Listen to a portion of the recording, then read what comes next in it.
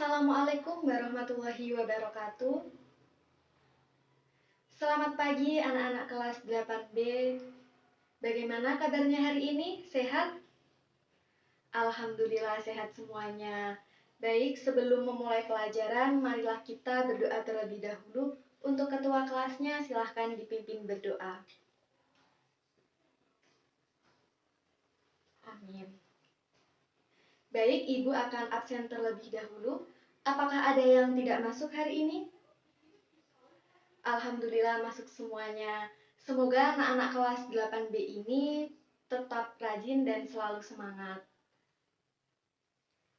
Ya, sebelum kita membahas materi hari ini, silakan dirapikan terlebih dahulu tempat duduknya dan buku-buku selain buku matematika silakan dimasukkan ke dalam tas. Bagaimana, sudah dirapikan? Nah, kalau rapi begini kan suasana kelas jadi nyaman. Kalau suasana kelasnya jadi nyaman, kita jadi mudah untuk fokus belajar. Kalau kita fokus, pelajaran yang kita pelajari akan mudah untuk diterima. Sudah siap untuk menerima materi hari ini? Oke, langsung saja kita bahas. Yang hari ini kita akan membahas materi Pitagoras dengan dua subbab, yaitu Teorema Pitagoras dan Triple Pitagoras. Tapi sebelum itu, Ibu ingin bertanya, apakah ada yang masih ingat pada pertemuan minggu kemarin kita membahas apa? Ya, bangun datar. Pada pembahasan bangun datar kemarin, kita mempelajari konsep luas. Salah satunya pada persegi dan segitiga. Ada yang masih ingat apa rumus dari luas persegi? Coba Farhan. Ya, benar sekali. Sisi kali sisi. Kalau luas dari segitiga, coba Deo. Ya, setengah kali alas kali tinggi.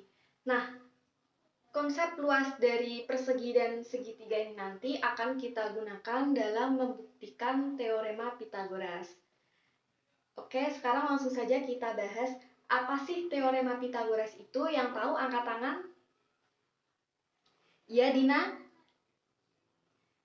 Ya, tepat sekali. Teorema Pitagoras yaitu sebuah teorema yang menunjukkan hubungan panjang sisi-sisi pada segitiga siku-siku. Nah, pada segitiga siku-siku ini berlaku rumus C kuadrat sama dengan A kuadrat ditambah B kuadrat. Dengan A sebagai sisi tegak, B sebagai sisi alas, dan C sebagai sisi miring atau bisa disebut hipotenusa. Jadi kalau kalian mendengar kata hipotenusa, kalian tidak usah bingung lagi.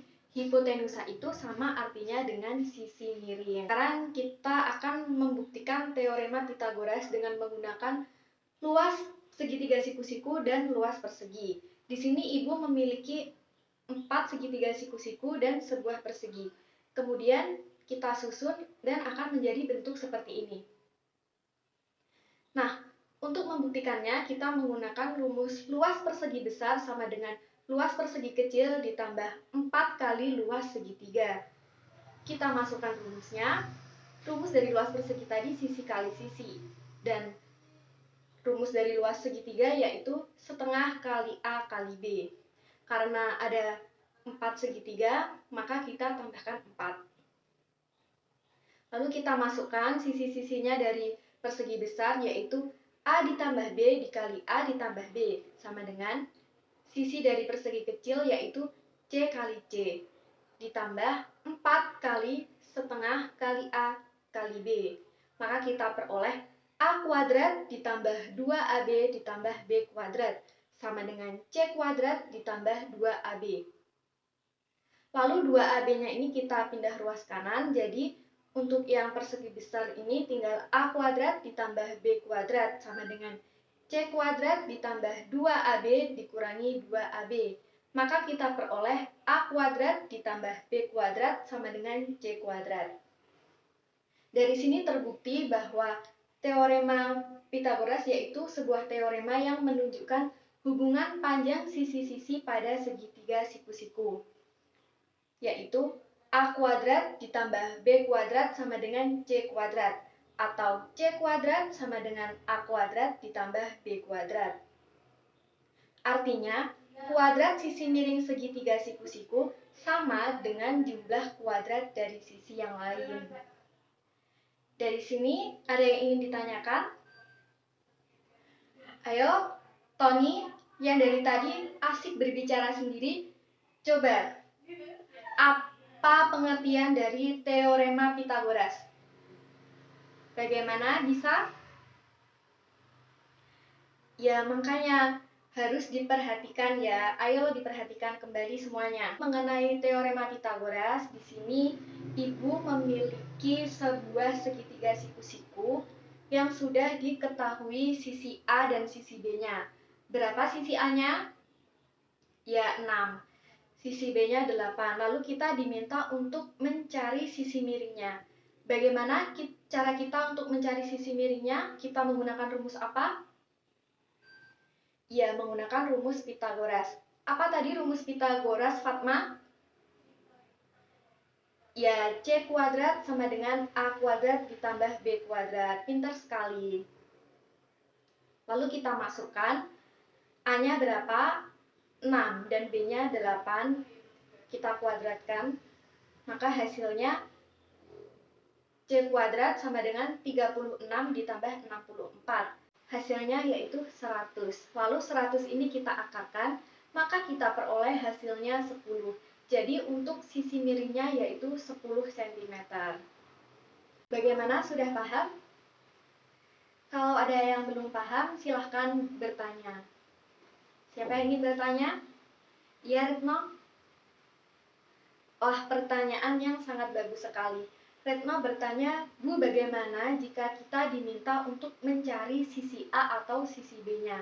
Nah, ini sangat mudah sekali. Untuk mencari sisi A atau sisi B-nya, kita tinggal mengubah tanda penjumlahan ini menjadi tanda pengurangan, yaitu A kuadrat sama dengan C kuadrat dikurangi B kuadrat. Lalu, kalau kita mencari B kuadrat, yaitu B kuadrat sama dengan C kuadrat dikurangi A kuadrat. Seperti itu. Bagaimana, bisa diterima? Oke, kalau sudah memahami mengenai teorema Pitagoras, selanjutnya kita akan mempelajari triple Pitagoras. Apa sih triple Pitagoras itu? Coba dijawab Amel. Ya, benar sekali. Triple Pitagoras yaitu kelompok 3 bilangan asli yang memenuhi ketentuan, yaitu kuadrat bilangan terbesar sama dengan jumlah kuadrat 2 bilangan lainnya. Apakah 3, 4, dan 5 merupakan triple Pitagoras? Untuk mengetahuinya, kita menggunakan rumus Pitagoras tadi, yaitu C kuadrat sama dengan A kuadrat ditambah B kuadrat. Dengan C kuadrat sebagai sisi terpanjang atau bilangan terbesar. Dari 3, 4, dan 5, manakah bilangan yang paling terbesar, Lucy? Ya, pintar sekali. 5, jadi C-nya 5, A-nya 3, dan B-nya 4. Lalu kita masukkan ke dalam rumus Pitagoras tadi. C kuadrat sama dengan A kuadrat ditambah B kuadrat. C-nya 5 kuadrat yaitu 25, A-nya 3 kuadrat yaitu 9, dan B-nya 4 kuadrat yaitu 16. 9 ditambah 16 yaitu 25. 25 sama dengan 25, artinya memenuhi. Maka 3, 4, dan 5 itu merupakan triple Pitagoras. Sekarang contoh lagi. Apakah 6, 8, dan 12 itu merupakan triple Pitagoras? Coba kita buktikan. C-nya berapa? Ya, 12. Yaitu 12 kuadrat. A-nya A kuadratnya 6 kuadrat dan B kuadratnya 8 kuadrat. 12 kuadrat yaitu 144, 6 kuadrat 36 ditambah 8 kuadrat yaitu 64. Maka hasilnya 100. Apakah 144 sama dengan 100?